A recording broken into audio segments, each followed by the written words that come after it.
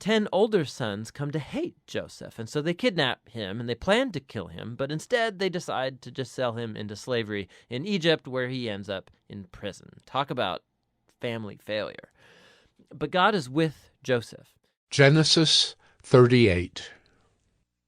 It happened at that time that Judah went down from his brothers and turned aside to a certain Adullamite, whose name was Hira.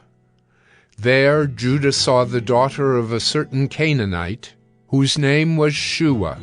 He took her and went in to her, and she conceived and bore a son, and he called his name She conceived again and bore a son, and she called his name Onan. Yet again she bore a son, and she called his name Shelah.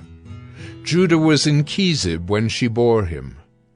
And Judah took a wife for his firstborn, and her name was Tamar. But Judah's firstborn, was wicked in the sight of the Lord, and the Lord put him to death. Then Judah said to Onan, Go into your brother's wife, and perform the duty of a brother-in-law to her, and raise up offspring for your brother. But Onan knew that the offspring would not be his. So whenever he went in to his brother's wife, he would waste the semen on the ground, so as not to give offspring to his brother. And what he did was wicked in the sight of the Lord, and he put him to death also. Then Judah said to Tamar, his daughter-in-law, Remain a widow in your father's house, till Shelah my son grows up. For he feared that he would die like his brothers. So Tamar went and remained in her father's house. In the course of time the wife of Judah, Shua's daughter, died. When Judah was comforted, he went up to Timnah to his sheep-shearers, he and his friend Hira the Adullamite. And when Tamar was told, Your father-in-law is going up to Timnah to shear his sheep, she took off her widow's garments and covered herself with a veil, wrapping herself up, and sat at the entrance to Enaim, which is on the road to Timnah. For she saw that Shelah was grown up, and she had not been given to him in marriage. When Judah saw her, he thought she was a prostitute, for she had covered her face. He turned to her at the roadside and said, Come, let me come in to you. For he did not know that she was his daughter-in-law. She said, What will you give me, that you may come in to me? He answered, I will send you a young goat from the flock. And she said, If you give me a pledge, until you send it. He said, What pledge shall I give you? She replied, Your signet, and your cord, and your staff that is in your hand.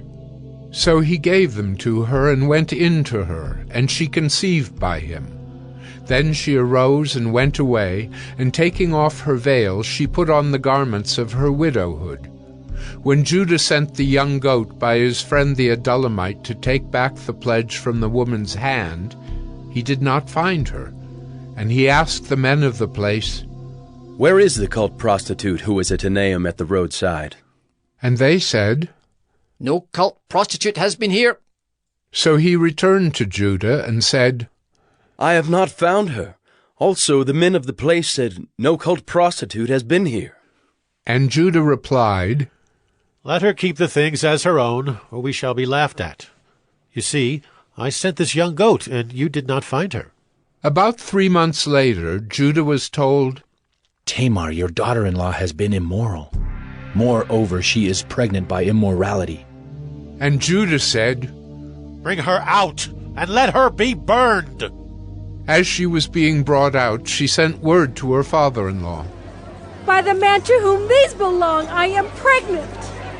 And she said, Please, identify whose these are, the signet and the cord and the staff.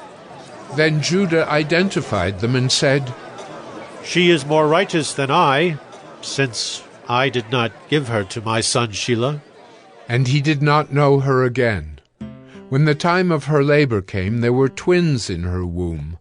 And when she was in labor, one put out a hand, and the midwife took and tied a scarlet thread on his hand, saying, This one came out first." But as he drew back his hand, behold, his brother came out, and she said, "What a breach you have made for yourself." Therefore his name was called Perez. Afterward his brother came out with the scarlet thread on his hand, and his name was called Zerah.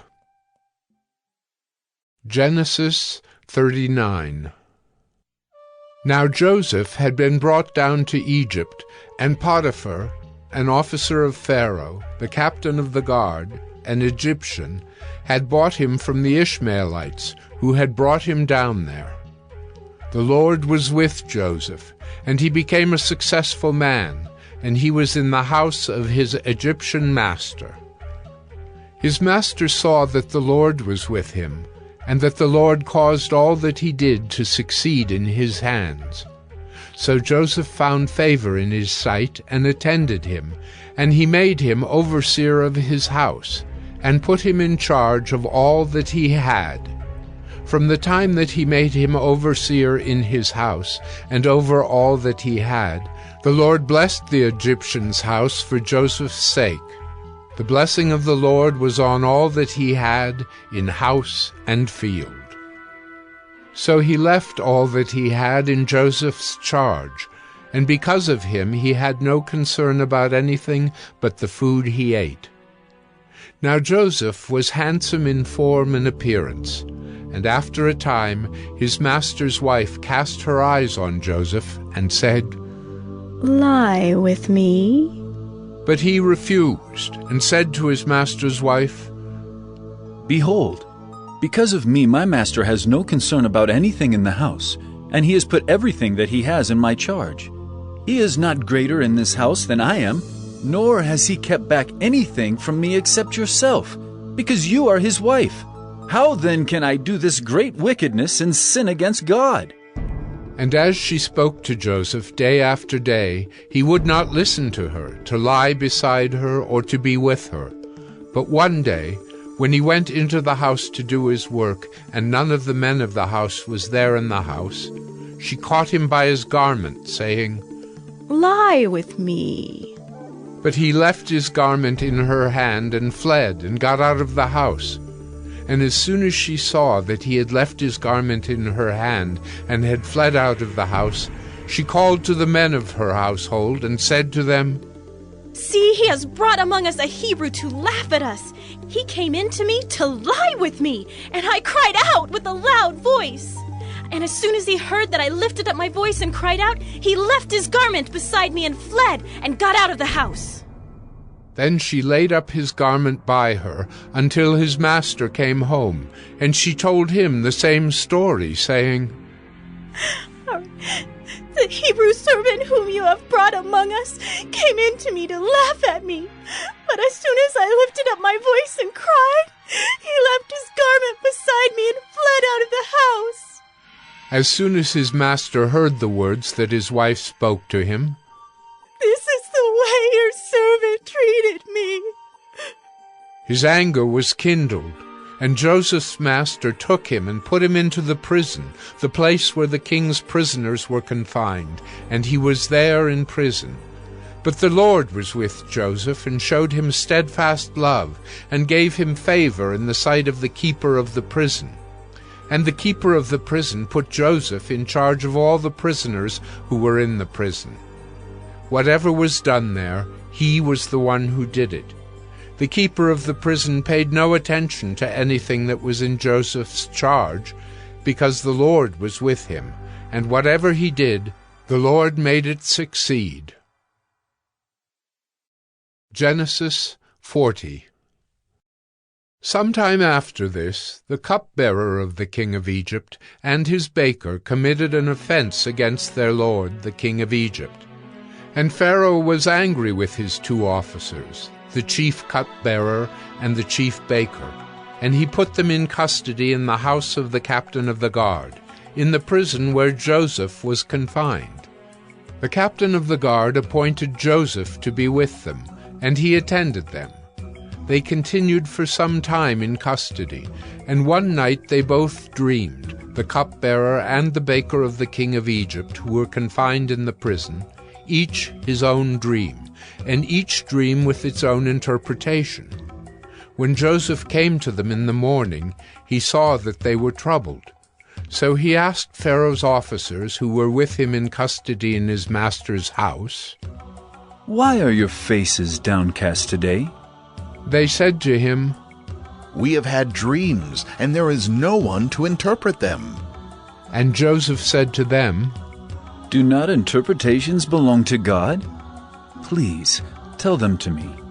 So the chief cupbearer told his dream to Joseph and said to him, "In my dream there was a vine before me, and on the vine there were 3 branches. As soon as it budded, its blossoms shot forth, and the clusters ripened into grapes. Pharaoh's cup was in my hand, and I took the grapes and pressed them into Pharaoh's cup and placed the cup in Pharaoh's hand."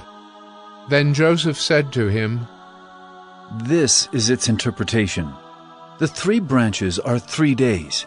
In 3 days Pharaoh will lift up your head and restore you to your office, and you shall place Pharaoh's cup in his hand as formerly, when you were his cupbearer. Only remember me when it is well with you, and please do me the kindness to mention me to Pharaoh, and so get me out of this house. For I was indeed stolen out of the land of the Hebrews, and here also I have done nothing that they should put me into the pit." When the chief baker saw that the interpretation was favorable, he said to Joseph, "I also had a dream. There were 3 cake baskets on my head, and in the uppermost basket there were all sorts of baked food for Pharaoh. But the birds were eating it out of the basket on my head." And Joseph answered and said, "This is its interpretation. The 3 baskets are 3 days. In 3 days Pharaoh will lift up your head from you and hang you on a tree, and the birds will eat the flesh from you." On the 3rd day, which was Pharaoh's birthday, he made a feast for all his servants, and lifted up the head of the chief cupbearer and the head of the chief baker among his servants. He restored the chief cupbearer to his position, and he placed the cup in Pharaoh's hand. But he hanged the chief baker, as Joseph had interpreted to them. Yet the chief cupbearer did not remember Joseph, but forgot him.